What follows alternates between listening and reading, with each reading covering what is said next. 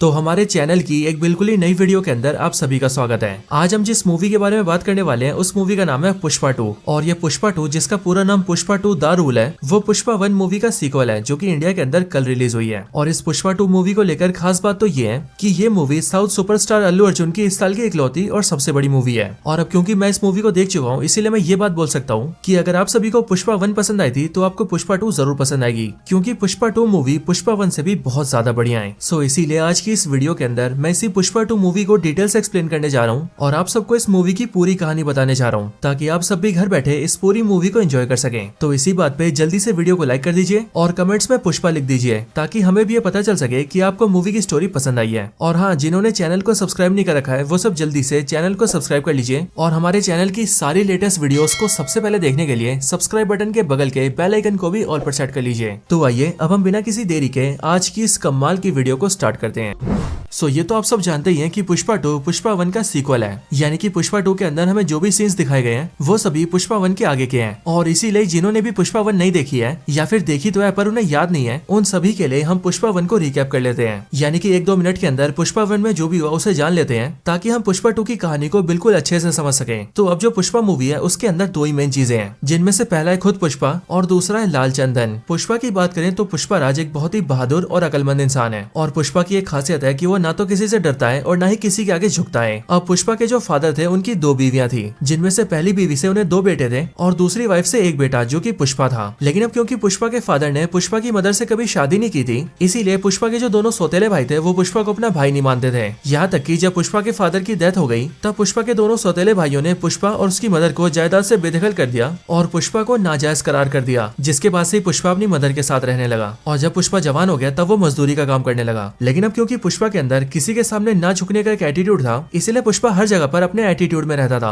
और इसीलिए उसके इस बर्ताव को देखकर उसके कई सारे मालिक उसे काम से निकाल देते थे। अब पुष्पा के साथ ही बात करें लाल चंदन की, तो लाल चंदन एक बहुत ही खास तरह का पेड़ है जिसकी लकड़ियों की कीमत बहुत ज्यादा है। पुष्पा मूवी के अंदर हम ये देखते हैं कि ये लाल चंदन आंध्र प्रदेश के शेषाचलम जंगल में उगता है और इस बड़े से जंगल के अंदर लाल चंदन का बहुत ज्यादा प्रोडक्शन होता है। लाल चंदन की कीमत बहुत ज्यादा है, स्पेशली इंडिया से बाहर चाइना और जापान जैसे देशों में इसकी बहुत ही ज्यादा डिमांड है, जिस वजह से वहाँ पर इनकी कीमत और भी ज्यादा है। लेकिन कमाल की बात यह है कि इंडिया में इस लाल चंदन को काटना इलीगल है। बट हम पुष्पा मूवी के अंदर ये देखते हैं कि मूवी में कई सारे ऐसे लोग होते हैं जो कि मिलकर इन सारे पेड़ों को कटवाते हैं और इन सारे लाल चंदन को इलीगल तरीके से विदेशों में सेल करते हैं। अब वैसे तो ये पूरा काम इलीगल तरीके से होता है, लेकिन इस काम को बिल्कुल सिस्टमेटिकली तरीके से किया जाता है। असल में जो भी लोग इस लाल चंदन को इलीगली सेल करते हैं उन सभी ने आपस में मिलकर एक ग्रुप बना रखा है, जिस ग्रुप का नाम है सिंडिकेट। और इस सिंडिकेट ग्रुप के जितने भी मेंबर्स हैं वो सभी अपने अपने इलाकों में इस लाल चंदन को कटवा के इकट्ठा करते हैं और फिर उन सबको मंगल सीनू नाम के एक आदमी को भेज देते हैं। और ये मंगल सीनू असल में इस पूरे सिंडिकेट ग्रुप का लीडर है, जो कि सिंडिकेट ग्रुप के सारे मेंबर्स को लाल चंदन के बदले में 1 टन के लिए 50 लाख रुपए देता है, यानी कि 1 किलो लाल चंदन के लिए 5,000 रुपए। लेकिन हाँ, सिंडिकेट का ये लीडर यानी कि मंगल सीनू इस सारे लाल चंदन को लेकर आगे किसी और को बेचता है, जिसका नाम है मुरुगन। और ये मुरुगन तमिलनाडु के चेन्नई से ऑपरेट करता है और वो मंगल सीनू को 1 टन लाल चंदन के बदले में 1.5 करोड़ रुपए देता है, जिसके बाद ये मुरुगन इस लाल चंदन को बाहर बेच देता है, यानी कि इंटरनेशनल बायर से डील करता है। अब सिंडिकेट ग्रुप की बात करें तो इसी ग्रुप के अंदर जो मंगल सीनू है वो न सिर्फ पूरे सिंडिकेट का लीडर है बल्कि वो सबसे खतरनाक आदमी भी है। लेकिन ग्रुप में उसी की तरह एक और खतरनाक आदमी होता है जिसका नाम होता है कोंडा रेड्डी। और ये कोंडा रेड्डी सिंडिकेट ग्रुप का मेंबर होता है और ये भी बाकियों की तरह मंगल सीनू को माल सप्लाई करता है। और यहीं पर ही बात करें अपने हीरो यानी कि पुष्पा राज की, तो पुष्पा राज जो कि पहले मजदूरी किया करता था वो बाद में जाकर इसी कोंडा रेड्डी के लिए काम करने लगता है, यानी कि पुष्पा भी इसी कोंडा रेड्डी के लिए लाल चंदन की कटाई करता है। लेकिन अब लाल चंदन की कटाई में एक बहुत ही बड़ा खतरा होता है और वो ये कि ये इलीगल होने की वजह से पुलिस हमेशा इन पर छापा मारती है और कई बार वो सारे मजदूर जो कि लाल चंदन काट रहे होते हैं वो पकड़े भी जाते हैं। और एक बार ऐसे ही जब पुष्पा भी लाल चंदन काटने जाता है तब पुलिस का छापा पड़ता है, जिस वजह से सारे मजदूरों को भागना पड़ता है। बट फिर यहीं पर ही पुष्पा सारे मजदूरों को एक करता है और वो सारे लाल चंदन को पुलिस से बचा लेता है, जिसके बाद ही पुष्पा के इस काम को देखकर कोंडा रेड्डी उसे पार्टनर बना लेता है और उसे कमाई की हिस्सेदारी देने लगता है। इसके बाद ही पुष्पा लाल चंदन को पुलिस से बचाने के लिए कई तरीके निकालता है और उन तरीकों से पुलिस को चकमा देके वो लाल चंदन को बहुत ज्यादा सप्लाई करता है। लेकिन फिर उसी दौरान पुष्पा को ये पता लगता है कि सिंडिकेट का लीडर मंगल सीनू सभी लोगों को 1 टन लाल चंदन के बदले में सिर्फ 50 लाख रुपए देता है और वो आगे इसे 1.5 करोड़ में बेचता है। और इसीलिए इसके बाद ही जब सिंडिकेट की मीटिंग होती है तब वहाँ पर ही पुष्पा इस बात को रखने का फैसला करता है। इसी मीटिंग के अंदर एरिया का एमएलए भी आता है जिसका नाम होता है एमएलए सिंदप्पा। और अब क्योंकि एमएलए सिंदप्पा का सिंडिकेट पर काफी कंट्रोल होता है इसलिए पुष्पा एमएलए को ये बात बताता है और वो एमएलए से कहता है कि मंगल सीनू सबको धोखे में रखता है और वो सबसे ज्यादा प्रॉफिट खुद खा जाता है। जिसके बाद ये बात जानते ही जो एमएलए होता है वो मंगल सीनू को सिंडिकेट से हटा देता है और पुष्पा राज को सिंडिकेट का नया लीडर बना देता है। जिसके बाद ही पुष्पा न सिर्फ पूरे सिंडिकेट सिंडिकेट को रूल करता है, बल्कि वो लाल चंदन सप्लाई कर करके बहुत ज्यादा पैसे बनाता है। लेकिन फिर उसी टाइम पर उनके एरिया का एसपी चेंज होता है और जो नया एसपी आता है उसका नाम होता है एसपी भंवर सिंह शेखावत। ये एसपी शेखावत बहुत ही ज्यादा एरोगेंट आदमी होता है, यानी कि इसके अंदर बहुत ज्यादा घमंड होता है और इसे हमेशा दूसरों से इज्जत चाहिए होती है। और जब डिस्ट्रिक्ट के अंदर इस एसपी की ज्वाइनिंग होती है तभी पुष्पा एसपी के पास कुछ पैसे लेकर जाता है ताकि एसपी शेखावत पैसे लेता रहे और पुष्पा के काम में रुकावट न डाले। लेकिन जब पुष्पा एसपी शेखावत के पास आता है तब वो उसे पैसे तो देता है बट वो उसे इज्जत नहीं देता है और इसीलिए एसपी शेखावत को ये बात बहुत बुरी लगती है, जिस वजह से वो पुष्पा की बहुत ज्यादा बेइज्जती करता है। लेकिन अब क्योंकि उसी टाइम पर पुष्पा की शादी होने वाली होती है इसीलिए वो उस टाइम पर तो एसपी से कुछ नहीं बोलता है। लेकिन फिर जिस दिन पुष्पा की शादी होने वाली होती है वो उसी दिन एसपी शेखावत से मिलता है और उसके सारे कपड़े उतार के उसे बहुत बेइज्जत करता है और साथ ही साथ वो एसपी शेखावत से ये भी बोलता है कि बिना पुलिस की वर्दी के उसकी कोई औकात नहीं है। एंड फिर इसके बाद ही पुष्पा की तो शादी हो जाती है, लेकिन जो एसपी शेखावत होता है वो बहुत ज्यादा गुस्सा होता है और वो ये फैसला करता है कि वो पुष्पा से अपना बदला लेगा। अब इसके आगे से शुरुआत होती है पुष्पा 2 की और पुष्पा 2 की स्टार्टिंग होती है हम सीधा जापान को देखते हैं। स्टार्टिंग में हमें जापान देश का योकोहामा पोर्ट दिखाया जाता है और यहाँ हम ये देखते हैं कि इस योकोहामा पोर्ट पर कई सारे लेबर शिप से कंटेनर्स उतार रहे होते हैं, लेकिन तभी एक क्रेन से एक कंटेनर नीचे गिर जाता है और इसीलिए जैसे नीचे गिरते ही वो खुलता है वैसे वो लोग ये देखते हैं कि उस कंटेनर के अंदर लाल चंदन भरा हुआ है। एंड इसीलिए उसे देखकर वो लोग अपने बॉस को बुलाते हैं और जब उनका बॉस वहाँ पर आता है तब वो उस लाल चंदन को देख के कहता है कि ऐसा होना पॉसिबल नहीं है क्योंकि लाल चंदन वो भी उसकी परमिशन के बिना यहाँ पर आ नहीं सकता है। लेकिन फिर इसके बाद ही जो उसके साथ आदमी आए होते हैं वो उनसे उस कंटेनर की तलाशी लेने के लिए कहता है, जिसके बाद ही जैसे वो लोग अंदर जाते हैं वैसे वो लोग ये देखते हैं कि उस कंटेनर के अंदर एक इंसान भी है और जब वो आदमी बाहर आता है तब हमें पता लगता है कि वो और कोई नहीं बल्कि पुष्पा राज है। लेकिन पुष्पा को देखकर वो सब लोग उस पर अटैक कर देते हैं, जिसके रिस्पॉन्स में पुष्पा भी उन सबको मारता है। लेकिन फाइट के दौरान ही वो सभी लोग पुष्पा से पूछते हैं कि आखिरकार वो कौन है और वो यहाँ पर क्यों आया है, जो सुनकर पुष्पा भी उन सबको जापानी में कहता है कि उसका नाम पुष्पा राज है और वो यहाँ पर अपनी पेमेंट लेने आया है। पुष्पा कहता है कि इंडिया से उसका लाल चंदन यहाँ पर तो आता है बट यहाँ पर लाल चंदन लेने वाले उसकी पेमेंट नहीं कर रहे हैं और पुष्पा अपने पैसे कभी नहीं छोड़ता है, इसीलिए वो यहाँ पर अपने पैसे लेने आया है। बट यहाँ पर इसी फाइट के बीच ही हम ये देखते हैं कि उन्हीं जापानियों में से एक आदमी पुष्पा पर गोली चलाता है और वो गोली सीधा पुष्पा के बाएं कंधे पर लगती है, जिस वजह से पुष्पा सीधा समुद्र में गिर जाता है। लेकिन पानी में गिरने के बाद ही पुष्पा को कुछ मेमोरीज आती हैं और वो यहीं पर अपनी बीती स्टोरी याद करता है। अब इसके बाद ही जैसी स्टोरी स्टार्ट होती है वैसे हम भी ये देखते हैं कि स्टोरी सीधा वहीं से शुरू होती है जहाँ पर पुष्पा 1 खत्म हुई थी और इसीलिए इस टाइम पर हम ये देखते हैं कि पुष्पा राज शादी कर चुका है, वो सिंडिकेट का लीडर बनके सिंडिकेट को रूल कर रहा है, उसका लाल चंदन का बिजनेस बहुत ही बढ़िया चल रहा है और एमएलए सिंदप्पा जिसने कि उसे सिंडिकेट का लीडर बनाया था उससे भी उसके रिलेशंस बहुत अच्छे हैं। यहाँ तक कि पुष्पा के लिए जो मजदूर काम करते हैं वो सभी पुष्पा के लिए काम करके बहुत ज्यादा खुश हैं, क्योंकि पुष्पा न सिर्फ उन्हें अच्छे पैसे देता है बल्कि वो उन सबका ध्यान भी रखता है। अब इसके बाद एक दिन हम ये देखते हैं कि पुष्पा के सारे मजदूर लाल चंदन काटने के लिए जंगल जाते हैं और जंगल जाने के लिए वो हमेशा की तरह ट्रक में बैठते हैं और जाने लगते हैं। लेकिन फिर यहीं पर ही हम ये नोटिस करते हैं कि यहाँ पर इन सारे मजदूरों के बीच ही एसपी शेखावत भी होता है, जो कि एक मजदूर का भेस लेकर उन सबके बीच में घुस जाता है और फिर इसके बाद ही वो भी लाल चंदन काटने के लिए सीधा जंगल में जाता है और सारे मजदूरों के साथ लाल चंदन काटने लगता है। लेकिन फिर कुछ टाइम बाद ही हम ये देखते हैं कि उन सभी को वहाँ पर बहुत सारे पुलिस वाले घेर लेते हैं, जिसके बाद एसपी शेखावत अपना असली रूप दिखाता है और वो अपनी बंदूक निकालकर सबको बताता है कि वो एसपी शेखावत है और अब उसने उन सारे मजदूरों को लाल चंदन को काटते हुए रंगे हाथों पकड़ा है। एंड इसीलिए एसपी शेखावत उन सबको अरेस्ट कर लेता है और सभी को पुलिस स्टेशन के सेल में बंद कर देता है। लेकिन अब ये बात जैसी पुष्पा को पता लगती है वैसे पुष्पा अपने आदमियों के साथ अपनी गाड़ियां निकालता है और सीधा पुलिस स्टेशन जाता है। इस टाइम पर एसपी शेखावत पुलिस स्टेशन से बाहर होता है और इसीलिए पुष्पा पुलिस स्टेशन के अंदर आते ही सीधा इंस्पेक्टर को देखता है और उससे अपने सारे आदमियों को छोड़ने के लिए कहता है। लेकिन वो इंस्पेक्टर उससे कहता है कि वो लोग ऐसा नहीं कर सकते क्योंकि एसपी शेखावत ने उन्हें ऐसा करने से मना करा है और अगर वो या फिर पुलिस स्टेशन का कोई भी पुलिस वाला एसपी शेखावत के खिलाफ जाता है तो फिर उन्हें नौकरी से निकाल दिया जाएगा। अब पुष्पा जैसी ये बात सुनता है वैसे वो उन सबके लिए बहुत सारे पैसे लेकर आता है और वो पुलिस वाले जितनी सैलरी अपनी पूरी लाइफ में कमाते पुष्पा उन सबको उतने पैसे एक ही बार में दे देता है। जिसके बाद ही उस पुलिस स्टेशन के सारे पुलिस वाले पुष्पा के सामने हंसते हंसते अपना इस्तीफा दे देते हैं और बड़ी खुशी से पैसे लेकर वहाँ से चले जाते हैं और साथ ही साथ जाने से पहले वो पुष्पा के भी सारे आदमियों को छोड़ देते हैं। जिसके बाद पुष्पा अपने सारे आदमियों को छुड़ा कर ले आता है और फिर जब कुछ देर बाद ही एसपी शेखावत पुलिस स्टेशन के अंदर जाता है तब वो ये देखता है कि पूरा पुलिस स्टेशन खाली है और ना तो वहाँ पर मजदूर है और ना ही पुलिस वाले हैं। एंड फिर जब एसपी शेखावत को सच्चाई पता लगती है कि यहाँ पर क्या क्या हुआ है और पुष्पा ने किस तरह से सारे पुलिस वालों को खरीद कर अपने आदमियों को छुड़ा लिया है, वैसे ये बात जानकर एसपी शेखावत बहुत ज्यादा गुस्सा होता है। अब इसके बाद अगले सीन के अंदर हम पुष्पा को देखते हैं जो कि सीधा जाकर एमएलए सिंदप्पा से मिलता है। यहाँ हम ये जानते हैं कि पुष्पा एमएलए सिंदप्पा की बहुत इज्जत करता है और ऐसा इसीलिए क्योंकि एमएलए सिंदप्पा ने पुष्पा को सिंडिकेट का लीडर बनाया था। यहाँ पर एमएलए सिंदप्पा पुष्पा से कहता है कि अब वो सीधा स्टेट के सीएम से मीटिंग करने जा रहा है क्योंकि अब कुछ ही टाइम में इलेक्शंस आने वाले हैं जिसके लिए उनकी पार्टी की मीटिंग्स चल रही है। लेकिन एमएलए सिंदप्पा पुष्पा से कहता है कि उसे भी उसके साथ चलना होगा, यानी कि वो दोनों ही जाकर सीएम से मिलेंगे। अब इसके बाद ही पुष्पा अपने घर आता है और अपनी वाइफ को बताता है कि वो सीएम से मिलने जा रहा है और इसीलिए श्रीवल्ली जैसी इस बात को सुनती है वैसी वो पुष्पा से कहती है कि जब वो सीएम से मिलेगा तब उसे सीएम के साथ एक फोटो खिंचवानी होगी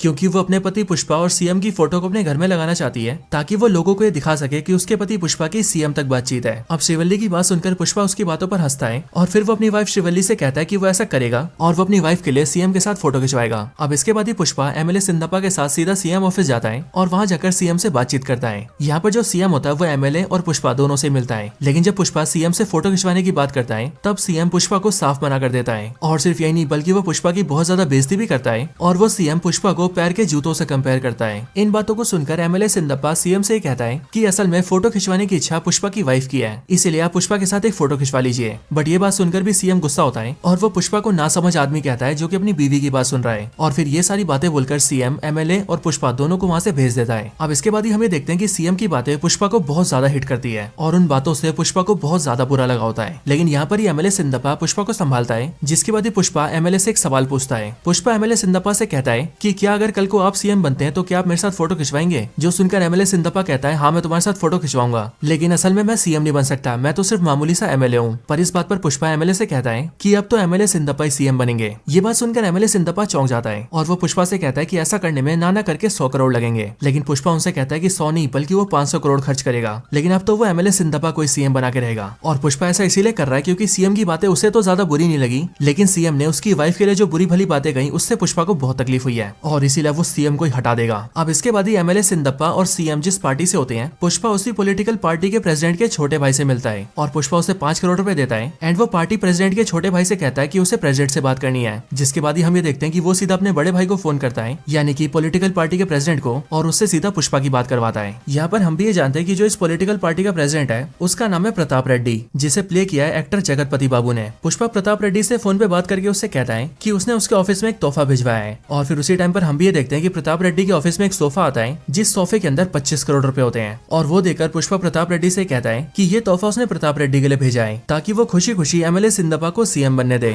जिसके बाद हम भी ये देखते हैं कि प्रताप रेड्डी इस बात के लिए मान जाता है और वो एमएलए सिंदप्पा को सीएम बनने के लिए खड़ा होने देता है। लेकिन अब यहाँ पर पुष्पा के लिए काफी बड़ी मुसीबत होती है और वो मुसीबत होती है फंड जमा करना, यानी कि पैसे। अब पैसों का इंतजाम करने के लिए पुष्पा एक बड़ी डील करने की सोचता है ताकि एक बड़ी डील करके पुष्पा के पास काफी पैसे आए और वो उन पैसों से एमएलए सिंदप्पा को सीएम बना सके। अब यहाँ पर सबसे पहले पुष्पा ये देखता है कि वो सिंडिकेट के जरिए जितना भी लाल चंदन इकट्ठा करता है वो उन सभी को मुरुगन को बेचता है और फिर मुरुगन ही रामेश्वरम के पोर्ट से होते हुए उसे इंटरनेशनल बायर्स को बेचता है। सो यहीं पर ही पुष्पा ये डिसाइड करता है कि अब वो मुरुगन को बीच से हटाकर सीधा खुद ही इंटरनेशनल बायर से डील करेगा, क्योंकि जो मुरुगन है वो पुष्पा को 1 टन लाल चंदन के बदले में 1.5 करोड़ रुपए देता है और अगर पुष्पा इस माल को डायरेक्टली बेचेगा तो वो उस पर ज्यादा प्रॉफिट कमा सकता है। अब इसके लिए पुष्पा इस बारे में पता करता है एंड उसे सीधा इंटरनेशनल बायर मिलता है, जिससे वो मालदीव्स जाकर मीटिंग करता है। मालदीव्स के अंदर जब पुष्पा बायर से डीलिंग करता है तब वो उस बायर से कहता है कि वो 1 टन के बदले में 2.5 करोड़ रुपए लेगा, जो सुनकर बायर एग्री कर जाता है। जिसके बाद ही वो पुष्पा से 2000 टन लाल चंदन की डीलिंग करता है, जिसकी कीमत पूरे 5000 करोड़ रुपए होती है। अब इसके बाद ही पुष्पा फिर से इंडिया आता है और वो सबसे पहले सिंडिकेट की मीटिंग रखता है और वो मीटिंग में सारे मेंबर्स को ये बताता है कि अब उन सबको बहुत ही बड़ी डील मिली है और इसीलिए अब उन सबको बहुत ज्यादा प्रोडक्शन करना होगा। इसके बाद ही सिंडिकेट के सारे मेंबर्स पुष्पा से कहते हैं कि वो लोग भी पुष्पा को ज्यादा से ज्यादा लाल चंदन देंगे। कोई कहता है कि वो 50 टन का इंतजाम करेगा, कोई कहता है 100 टन का और कोई मेंबर कहता है कि वो 150 टन का इंतजाम करेगा। और इसके साथ ही साथ पुष्पा भी अपने प्रोडक्शन को बढ़ा देता है। इसके बाद ही पुष्पा एक जगह डिसाइड करता है जहाँ पर सारे सिंडिकेट के मेंबर्स को अपना लाल चंदन इकट्ठा करना होता है। लेकिन जिस दिन सारे मेंबर्स को अपना लाल चंदन इकट्ठा करना होता है उस दिन सब लोग तो इकट्ठा कर देते हैं, लेकिन जो एक मेंबर होता है उसके पूरे काफिले को एसपी शेखावत पकड़ लेता है और वो न सिर्फ उसके सारे लाल चंदन को जला देता है बल्कि वो उस मेंबर को भी जान से मार देता है ताकि एसपी शेखावत का खौफ सारे सिंडिकेट के मेंबर्स में रहे और ये बात सीधा पुष्पा तक पहुंचे। एंड फिर इसके नेक्स्ट सीन में हम ये देखते हैं कि ऐसा होता भी है। हम देखते हैं कि सिंडिकेट के सारे मेंबर्स एसपी शेखावत से बहुत ज्यादा डर जाते हैं और इसीलिए वो सब सीधा एमएलए सिंदप्पा से मिलते हैं एंड वो उससे कहते हैं कि वो एसीपी शेखावत और पुष्पा के बीच की लड़ाई को खत्म करें ताकि वो लोग अपना बिजनेस आराम से कर सकें। अब इसके बाद एमएलए सिंदप्पा सीधा एसीपी शेखावत के ऑफिस आता है और वो एसीपी शेखावत से पूछता है कि आखिरकार वो ये सब क्यों कर रहा है और उसे क्या चाहिए। ये सुनकर एसीपी शेखावत एमएलए से कहता है कि उसका लेना देना सिर्फ और सिर्फ पुष्पा से है। एक बार पुष्पा ने उसके कपड़े उतारकर उसकी बहुत बेइज्जती की थी और इसीलिए उसे उस बेइज्जती का बदला चाहिए एंड इसीलिए वो चाहता है कि पुष्पा उससे सबके सामने माफी मांगे और अगर पुष्पा ऐसा कर देता है तो एसीपी शेखावत उन सबको परेशान नहीं करेगा। अब ये सुनकर एमएलए सिंदप्पा सीधा पुष्पा के पास जाता है और वो पुष्पा को मना लेता है एंड वो पुष्पा से कहता है कि उसे बस एसीपी शेखावत को सॉरी बोलना है क्योंकि इसमें ही पूरे सिंडिकेट की भलाई है और पुष्पा को सिंडिकेट वालों के लिए इतना करना ही होगा। अब इसके बाद एक पार्टी रखी जाती है जिस पार्टी के अंदर सब लोग आते हैं, यानी कि बहुत सारे पुलिस वाले, सिंडिकेट के सारे मेंबर्स और जो लोग सिंडिकेट से जुड़े हुए हैं वो लोग भी। फिर यहाँ पर अपनी गाड़ी से पुष्पा भी आता है और वो यहाँ पर आकर एसीपी शेखावत को सॉरी बोलता है, जिसके बाद पुष्पा के मुंह से सॉरी सुन के एसीपी शेखावत बहुत खुश होता है और वो खुशी के मारे झूमने लगता है। और फिर इसके बाद एसीपी शेखावत सिंडिकेट के मेंबर से कहता है कि अब वो सिंडिकेट के किसी भी मेंबर को नहीं रोकेगा। अब वो अपना काम आराम से कर सकते हैं, बस उसे उसका कमीशन मिलना चाहिए। इधर पुष्पा यहाँ पर सॉरी बोलकर यहाँ से जाने लगता है, लेकिन जब पुष्पा अपनी कार से वहाँ से काफी दूर आ जाता है तब वो ये फैसला करता है कि पुष्पा किसी के सामने नहीं झुकता है और इसीलिए वो आज एसीपी शेखावत के सामने भी नहीं झुकेगा। एंड फिर यही सोचकर पुष्पा अपनी गाड़ी घुमाता है और वापस फिर से उसी पार्टी में आता है। यहाँ पर हम ये देखते हैं कि एसीपी शेखावत अपनी गाड़ी में बैठ रहा होता है, लेकिन तभी पुष्पा तेजी से अपनी गाड़ी से उसकी गाड़ी को टक्कर मारता है, जिस वजह से एसीपी शेखावत की गाड़ी टकराती है और एसीपी सीधा स्विमिंग पूल में गिरता है और उसके स्विमिंग पूल में गिरते ही पुष्पा पूल में मूत देता है। अब एसीपी शेखावत जैसे ये सब देखता है वैसे वो गुस्से से आग बबूला हो जाता है, लेकिन तभी पुष्पा एसीपी शेखावत से कहता है कि वो उससे कोई सॉरी नहीं बोलने वाला है। वो पुष्पा है, पुष्पा राज, जो कि किसी के सामने नहीं झुकता। और ये बोलने के साथ ही पुष्पा एसीपी शेखावत को चैलेंज भी देता है। वो एसीपी शेखावत से कहता है कि उसके पास 2000 टन लाल चंदन है और वो अगले सोमवार की सुबह सुबह उसकी डीलिंग करने के लिए चेन्नई जा रहा है और चेन्नई जाकर वहाँ से वो सीधा रामेश्वरम पोर्ट होते हुए उसे इंटरनेशनल बायर को भेज देगा। और इसीलिए अगर एसीपी शेखावत के अंदर दम है तो वो उसे रोक कर दिखा दे। और फिर ये बोलकर पुष्पा वहाँ से चला जाता है। अब इसके लिए हम ये देखते हैं कि एसीपी शेखावत पूरे शहर की सारे रोड्स को ब्लॉक करवा देता है ताकि पुष्पा वहाँ से अपने माल को बाहर न ले जा सके। लेकिन यहाँ पर एसीपी शेखावत ये नोटिस करता है कि सड़क के बगल में जो नदी है उसका पानी बहुत कम हो चुका है और इसीलिए वो ये समझ जाता है कि हो ना हो पुष्पा उसी नदी के जरिए अपने ट्रक्स को निकालेगा। और कुछ टाइम बाद हमें भी ये पता लगता है कि एसीपी शेखावत बिल्कुल सही है, क्योंकि पुष्पा ने अपने सारे ट्रक्स को नदी के जरिए भेजा होता है। आगे एसीपी शेखावत जल्दी से उन सारे ट्रक्स को घेर लेता है और लाल चंदन से भरे हुए सारे ट्रक्स को पकड़ लेता है। लेकिन फिर कुछ टाइम बाद ही उसे पता लगता है कि पुष्पा ने उसे चकमा दे दिया है और ऐसा इसीलिए क्योंकि एसीपी शेखावत ने जो भी ट्रक्स पकड़े होते हैं उन सभी के अंदर पुष्पा ने मामूली लकड़ी रखी होती है, वो भी लाल पेंट करके। और इस तरह से एसीपी शेखावत को चकमा देके पुष्पा अपने 2000 टन लाल चंदन को इंडिया से बाहर निकाल देता है और अपने इंटरनेशनल बायर को भेज देता है। इधर एसीपी शेखावत को जब ये पता लगता है कि वो सारी लकड़ी नकली है तब वो बहुत ज्यादा गुस्सा होता है और गुस्से में आग बबूला होकर वो सारी लकड़ियों को जला देता है। और हाँ दोस्तों, एसीपी शेखावत इन सारी लकड़ियों को जिन गोदाम के अंदर जलाता है वहाँ पर वो खुद भी अपने आप को जलाकर खत्म कर लेता है और हमें ऐसा दिखाया तो जाता है कि उसने आत्महत्या कर लिया है। लेकिन दोस्तों मेरा ही मानना है कि एसपी शेखावत अभी भी जिंदा है एंड वो आगे फिर से आएगा। लेकिन अब इसके आगे की बात करें तो अगले सीन के अंदर हम ये देखते हैं कि अब पुष्पा की डील होने के बाद उसके पास बहुत सारे पैसे आते हैं और इसीलिए वो इलेक्शंस के अंदर बड़े आराम से एमएलए सिंदप्पा को सीएम बनवा देता है। एमएलए सिंदप्पा जैसे सीएम बनता है वैसे वो बहुत ज्यादा खुश होता है और इसीलिए वो पुष्पा से मिलने सीधा उसके घर आता है और घर आकर वो पहले पुष्पा के साथ खाना खाता है एंड फिर वो पुष्पा की वाइफ और उसकी पूरी फैमिली के साथ फोटो खिंचवाता है। अब इन सब के बाद ही हम ये देखते हैं कि पुष्पा के गांव में एक फेस्टिवल आता है और इस फेस्टिवल को सेलिब्रेट करने के लिए गांव के सारे लोग मंदिर जाते हैं, जहाँ पर पुष्पा, उसकी वाइफ और उसकी मदर भी आते हैं। और यहाँ पर हम ये भी नोटिस करते हैं कि इसी फेस्टिवल के अंदर पुष्पा के दोनों सौतेले भाई भी अपनी फैमिलीज के साथ आते हैं। बट यहाँ पर ही पुष्पा की वाइफ अचानक से बेहोश हो जाती है और जब कुछ लेडीज पुष्पा की वाइफ को हैंडल करते हैं तब उन्हें पता लगता है कि असल में पुष्पा की वाइफ प्रेग्नेंट है और पुष्पा फादर बनने वाला है। अब पुष्पा को ये बात जानकर बहुत ज्यादा खुशी होती है और इसीलिए वो काली माता की ड्रेस में वहाँ पर डांस भी करता है और पुष्पा के साथ साथ सारे गाँव वाले भी नाचते हैं। लेकिन अब इसी फेस्टिवल के अंदर हम ये देखते हैं कि यहाँ पर कुछ बदमाश लड़के आ जाते हैं और वो पुष्पा के बड़े भाई, जिसका नाम मोहन होता है, उसकी बेटी को छेड़ने लगते हैं और उसकी बॉडी से उसके कपड़ों को खींचने लगते हैं। और इसीलिए जैसी पुष्पा ये नोटिस करता है वैसे वो उन सारे गुंडों को बहुत मारता है और खुद को बचाने के लिए पुष्पा की भतीजी पुष्पा को थैंक यू भी बोलती है। और हमने पूरी मूवी के अंदर ये भी नोटिस किया होता है कि पुष्पा के इस बड़े भाई की बेटी पुष्पा को हमेशा ही पुष्पा चाचा कहती है। लेकिन यहाँ पर जैसे उसका फादर आता है यानी कि पुष्पा का बड़ा भाई, वैसे वो पुष्पा पर बहुत ज्यादा गुस्सा होता है और वो अपनी बेटी को चाटा मारता है एंड साथ ही वो पुष्पा से ये भी कहता है कि वो चाहे कुछ भी कर ले, वो हमारी फैमिली से नहीं जुड़ सकता है। ये बातें सुनकर पुष्पा को बुरा लगता है और इसीलिए वो अपनी फैमिली को लेकर वहाँ से चला जाता है। बट फिर उसके बाद ही पुष्पा का वो बड़ा भाई यानी कि मोहन उन सभी लोगों के सर के बाल कटवा देता है और उन सबको गधे पे बिठा के घुमाता है, जिस वजह से उन सारे लड़कों को बहुत ज्यादा गुस्सा आता है। लेकिन अब इसके बाद ये दिन बीत जाता है। बट कुछ दिन बाद ही हम ये नोटिस करते हैं कि वो सब जो लड़के हैं जिन्हें पुष्पा ने पीटा था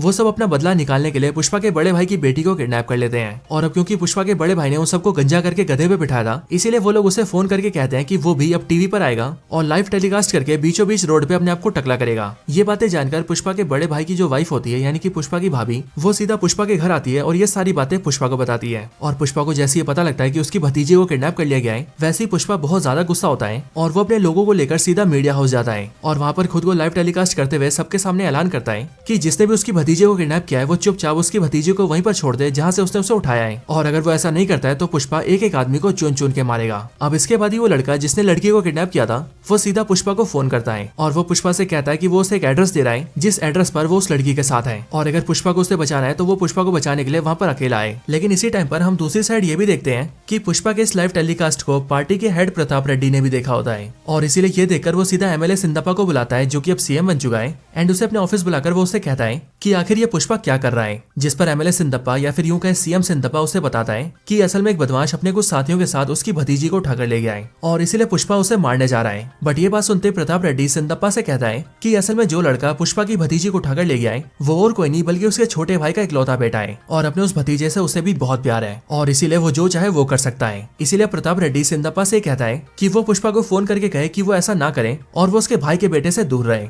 ये बात सुनते ही सिंदप्पा पुष्पा को फोन करता है और उसे सारी बातें बताता है, लेकिन पुष्पा यहाँ पर सिंदप्पा की बात नहीं मानता और वो फोन पर ही प्रताप रेड्डी को भी 4-5 बातें सुना देता है। एंड वो प्रताप रेड्डी से कहता है कि अगर उसके भाई के बेटे ने उसकी भतीजे को नहीं छोड़ा तो आज वो उसके टुकड़े टुकड़े कर देगा। और फिर ये बोलने के बाद ही पुष्पा अपना हेलीकॉप्टर निकालता है और सीधा उसके बताए हुए एड्रेस पर जाता है और यहाँ पर आने के बाद पुष्पा प्रताप रेड्डी के भतीजे को जान से मार देता है। लेकिन इसी टाइम पर यहाँ पर प्रताप रेड्डी का भाई भी आ जाता है, यानी कि मरने वाले का पापा, और वो यहाँ पर आकर पुष्पा की भतीजे को मारने की कोशिश करता है, जिस वजह से पुष्पा उसे भी जान से मार देता है और फिर वो अपनी भतीजी को छुड़ाकर वहाँ से ले जाता है। अब इसके बाद ही उस लड़की का जो पिता होता है यानी कि पुष्पा का बड़ा भाई, उसे अपने किए पर बहुत ज्यादा अफसोस होता है और उसे पुष्पा की अच्छाई देखकर शर्म आ जाती है और इसीलिए वो ये फैसला करता है कि अब वो पुष्पा से माफी मांगेगा और उसे परिवार का दर्जा देगा। इसी टाइम पर उसकी बेटी की शादी फिक्स होती है एंड इसीलिए वो जल्दी से कार्ड छपवाता है और वो कार्ड लेकर सीधा पुष्पा के घर जाता है और वहाँ पर वो पुष्पा की मदर को कार्ड देते हुए कहता है कि पुष्पा को और पूरे परिवार को उसकी बेटी की शादी में आना है, क्योंकि शादी पर सारा परिवार एक साथ होता है। पुष्पा जब ये बात जानता है तब उसे भी बहुत ज्यादा खुशी होती है और फिर इसीलिए वो भी अपनी भतीजी की शादी में जाता है, जहाँ पर पूरी फैमिली एक साथ रीयूनाइट हो जाती है और अब पूरा परिवार एक साथ होता है। और दोस्तों यहाँ पर ही हम 2 सीन देखते हैं, जहाँ पर पहले सीन में तो पुष्पा की भतीजी की शादी हो रही होती है, लेकिन वही दूसरे सीन के अंदर हम ये देखते हैं कि प्रताप रेड्डी अपने छोटे भाई और छोटे भाई के बेटे दोनों की चिता को जला रहा होता है और उनका फ्यूनरल सेलिब्रेट कर रहा होता है। लेकिन दोस्तों इसी टाइम पर हम ये नोटिस करते हैं कि प्रताप रेड्डी और पुष्पा दोनों के लिए फूल के गुलदस्ते आते हैं और उन दोनों गुलदस्तों के अंदर एक जैसे बॉम्ब रखे होते हैं, यानी कि एक ही आदमी ने उन दोनों में बॉम्ब डाले होते हैं। और अगले सीन में हमें वो आदमी दिखता है जिसने उन दोनों में बॉम्ब डाले हैं और वैसे यहाँ पर हमें उसका फेस तो नहीं दिखता है, बट वो इस टाइम पर काफी दूर ऊंचाई पर खड़ा होता है और वो यहाँ से एक ही बार में बटन दबा के दोनों बॉम्ब्स को ब्लास्ट कर देता है। और दोस्तों फिर इसके साथ ही ये मूवी एंड होती है और मूवी के एंड होते होते हमें पुष्पा 3 का पोस्टर दिखता है, यानी कि पुष्पा 2 के बाद पुष्पा 3 भी आएगी, जिसका नाम होगा पुष्पा 3 द रैम्पेज। एंड दोस्तों उसी पुष्पा 3 के अंदर हमें पता लगेगा कि आखिर ये इंसान कौन है जिसकी पुष्पा और प्रताप रेड्डी दोनों से दुश्मनी है और क्या आखिरकार इसने अपने हमले से उन दोनों को मार दिया है या फिर वो दोनों अभी भी जिंदा है। लेकिन दोस्तों ये सारे सवालों के जवाब मिलेंगे पुष्पा 3 में और इसीलिए हम इस वीडियो को यहीं पर एंड करते हैं। आपको ये वीडियो पसंद आई हो तो वीडियो को लाइक करना, कमेंट्स में पुष्पा या फिर आपको जो मन करे वो लिखना, चैनल को सब्सक्राइब नहीं करा तो सब्सक्राइब कर लेना और अगर वीडियो को शेयर करने का मन करे तो शेयर भी जरूर करना। बाकी मैं आपसे मिलता हूँ ऐसे किसी और बेहतरीन वीडियो में, तब तक के लिए गुड बाय।